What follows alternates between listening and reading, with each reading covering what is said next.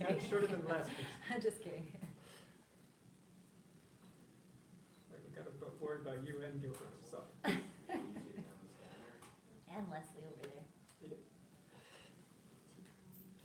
No joke. I'm ready.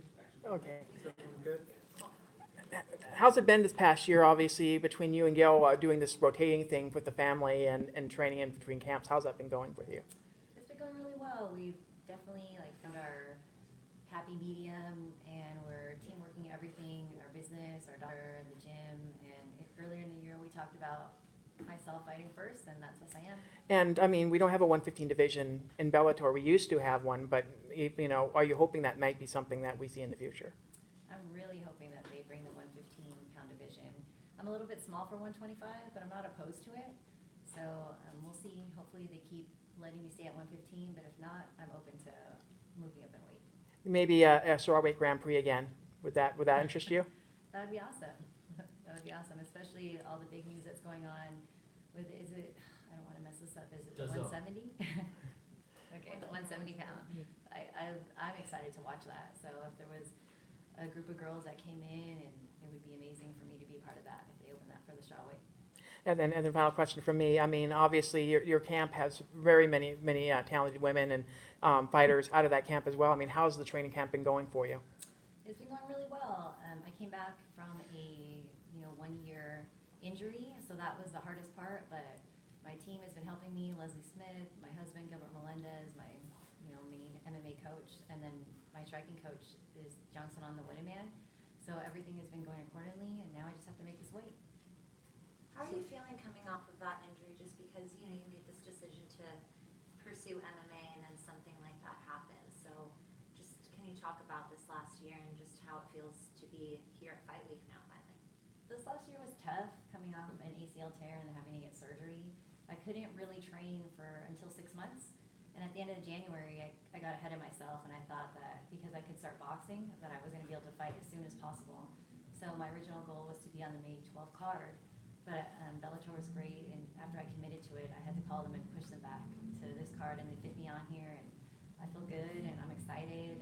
It's different kind of nerves because it's been a minute, but I'm ready to do this. Did you make the decision to transition into MMA? I'm sure there's a few reasons, but there's this momentum going with women in the sport. Was that something that you noticed and you wanted to be a part of? Yes, I definitely love representing the women. I have a daughter, and I want to definitely show her that I want to live out my passion and be a great role model for my daughter. But Scott Coker came to us in 2015, and my husband was on a roll, so I wasn't sure where my fighting career was going to go. But when I got the opportunity, I jumped on it right away, and my husband and my daughter were very supportive. There's very few husband and wife teams. I mean, I know Gil, I've known a long time, that are active in fight sports, and obviously, say you've got a daughter. A lot of fighters say that they don't want their children to be fighters. Given that you're both fighters, is it kind of inevitable? My daughter, she trains jiu-jitsu right now, so I'm definitely really proud She's of her. 2, isn't she? No, she's 7. 7, sorry, okay. Yeah, she's going to be 8 in August. But Okay, she you got didn't look accepted. old enough, yeah. Oh, well, thank you. No, but how would you feel about her fighting? I wouldn't mind it. I'm not sure how I would exactly feel until it happened, because I get so involved in my husband when he's fighting and my teammate Leslie Smith when she's fighting. It's just so, for me, all the emotions and the adrenaline and how just I feel for them fighting. I don't know how exactly I feel for my daughter. 5 times worse, probably. Definitely, but if she wants to do it, I support her, and Gilbert and I will both make sure she's completely ready for it. We're not going to throw her into something that we don't think she can do great at. Does it actually help in the husband and wife situation where you're both fighters, where you both understand how selfish one needs to be at certain times when you've got certain things going on, like a fight coming up? It definitely helps that Gilbert and I are both fighters.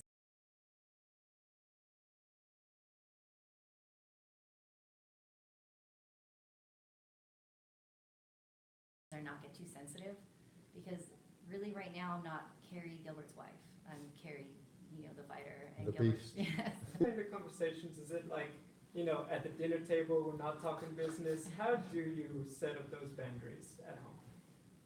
We don't really set up like a complete boundary with that, because we both love fighting. We're definitely both gonna be training till the day we die, Mhm. until we can't anymore. So we definitely bring it home. But when it gets too intense, you know, we have our conversations, we're like, okay, we need a break from today, whether it's him or myself, or even my daughter.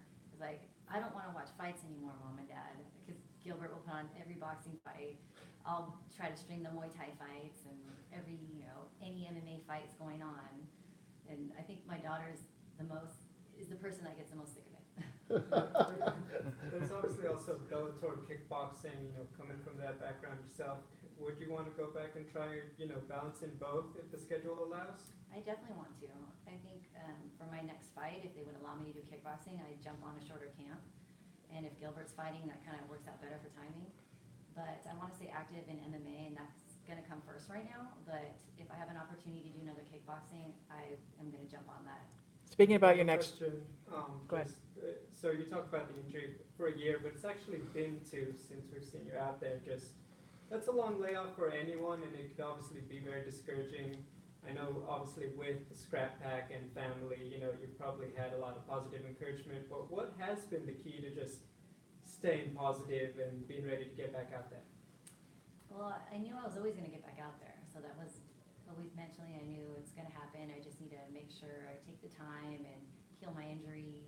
Definitely go through a little bit of emotional roller coaster up and down, not being able to train the way I wanted to, but I knew I was coming back. It was just, when was it going to be? Was it going to be April, May, June? Ended up to be June, and I feel great. well, speaking of your possible next fight, if you come out unscathed on this one, there's a big San Jose card that they just announced. I mean, would you be interested in being on that card? I would 100% be interested in being on that card, especially San Jose. I love fighting in San Jose. I love sleeping in my own bed. I love everything about it.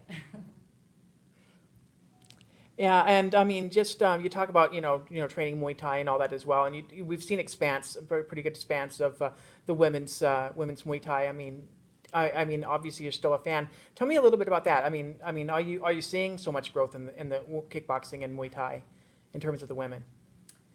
You know, I have to admit that this year I've just been a little focusing on my injury and not really keeping up with the scene of the women in the Muay Thai scene. So, you know, I'm a little bummed that I have to say that, but I've just been kind of focusing on my MMA return, so keeping up with that a little bit more. But I have a lot of friends that have done some amateur tournaments, and I see them doing the tournaments and kicking butt and doing well. But as far as the professional goes, I haven't really seen too much out there right now. Yeah, we've seen quite a few women make the jump from Muay Thai over to MMA the past year or so. I mean, have you been keeping up with that? I mean, some of them have been really, really good at making that transition over. You know, if you tell me the names, I probably would know, but I know, yesterday or today, and Shevchenko, she, you know, turned to MMA, and she was an initial kickboxer, and she won, and so. Yeah, there's a gal out of Invicta. I don't know why I don't remember her name off the top of my head, but she's a Muay Thai fighter out of Thailand, and she's been kicking back over in Invicta. So, but yeah, we've been seeing quite a few make that transition over. I definitely saw a little bit of that from, actually, Leslie told me about her. So she did tell me, Leslie Smith told me about her, but I watched a little clip, but I didn't really watch the fight. Okay. How do you feel about your opponent, how you match up against her, and what are you looking forward to as far as competition, getting in there and competing against her? I'm excited. My opponent has a lot of experience. I think I'm not sure the exact number, but 8-2 or 8-4 as an amateur, and she's 1-0 as a pro, and she TKO'd her girl. So I'm excited that I'm fighting a striker, and I know I think we're gonna go to war, and it's gonna be who's a better striker. It's pretty loaded here. We got 4 female fights on this card, and I believe you're the main event of the prelims. I believe a featured fight in the prelims. You know, what does it mean to have so much female competition on Bellator again, and just kind of the rise of the division? Obviously, it's going to help out with possibly your argument with the strawweights. That excites me so much. That's why I wanted to be on this card, because there was a women's main event. And I was hoping that we could push for an all-women's main card, but I don't know. I don't know if they even heard me say that, but I was telling my husband Gilbert, I was like, tell them to make it all women on the main card. That'd be awesome. Have the first all-women main event card. But I'm excited that there's so many women right now. And then I think in the next Bellator, there's 2 women fighting. Yeah. So I'm excited about that also. In fact, I think you're the 5th of 5 women who've come in today with us, and every woman, like yourself, had a kind of very strong message that, I mean, it's a brilliant sport for personalities and people's messages, even in the men's game, of course. But there does seem to be a very powerful message coming through, which is there's a lot of equality for us, there's, you know, respect in gyms, we have a message for what's going on with women in the world at the moment, and I think you're the only mother of Valerie's a mother as well, isn't she? But the message is very strong, and I think that's probably one of the most resonant things about the women's game at the moment, that there's this message being put out to the world. Do you feel that in the way that you carry yourself as well? I hope so. I would like to represent women out there and to represent mothers especially, and to show my daughter, like I've said previously, that, you know, I can live up to my passion and do what I want. You know, I can be a business owner, I can be a mother, I can be a wife. I don't have to stick to one thing. Because one of the things that you know, I knew Gilbert from was, you know, when it was the scrap pack, I went to see him with Nick and Nate and Jake up in at Caesar when they were training all up in, was it Pleasant Hill or somewhere? Yes. And they were very much kind of the wild backs against the wall, not realising at the time how popular they were in the sport. Has Gil calmed down a little bit? He definitely has. That's about 4 or 5 years ago, but has he calmed down?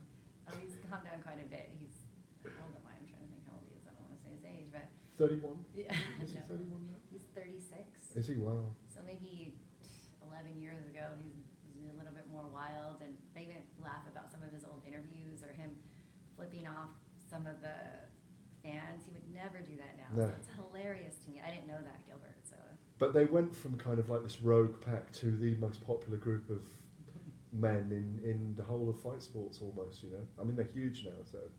yes, Yeah. I mean, they're a homegrown team, and they weren't recruited. They came up as white belts together, and they're real brothers. They're a real team, and they're as real as you can get. I agree. Thank you. So that being said, what does it mean to you to be called Queen of the Scrap Pack? Well, I would like to earn that title a little bit more, but, you know, I'm happy with my first performance, and I just want to show that possibly I could be the queen of the scrap pack if I just continue to keep doing well and keep representing my team, my family, my friends. But it's, of course, I want to be associated with them. They're amazing, and I look up to them. I thought I read an interview where you explained how you guys met. Can you share that story with us again? Because I feel like you had the upper hand on him that night. Oh my goodness. If you want to share it. It's funny because everyone loves the story. When we went out on our first date, or kind of a date, but it was just a group of friends, and we had a couple margaritas, and he was just kind of teasing me about fighting. And at the time I was just doing Muay Thai, and he was this big hotshot MMA guy coming up, but I didn't know too much about MMA. Muay Thai was big in the Bay Area. And he was like, well, basically just wanting to see if I could punch, and I ended up popping him in the face, and I gave him a black eye, and then he's like, I got a collar. He told me, he's like, got this black eye, I need a collar the next day. But So you took it to the limit where they say if you're hit by someone, they like you. Yeah. yes. So excuse me. Obviously, kickboxing is your first love, but based on the company that you keep, it's impossible not to become a complete fighter, especially in the grappling. So how's that coming along? It's coming along really well. I would like to test myself in the grappling area to see how it is under the lights, under the pressure, but I put in a lot of work from it, and I feel confident going in there, and I definitely want to, I hope it goes there. There's a strawweight tournament going on at the Eddie Bravo Invitational in December. Would you want to do that to kind of test yourself? It was the Eddie Bravo Invitational, yeah. Is that the one where they hit? Or- No, well, Oh, okay. they can if they have combat jiu-jitsu, but I think it's a regular just jiu-jitsu tournament, I think in December. Okay, well, A strawweight. Thank you for the information. I'll definitely, I'll look into that. Okay. All right, guys. Thank you very Thank much. you. Lovely. Thank you very much. Cheers. Thank you.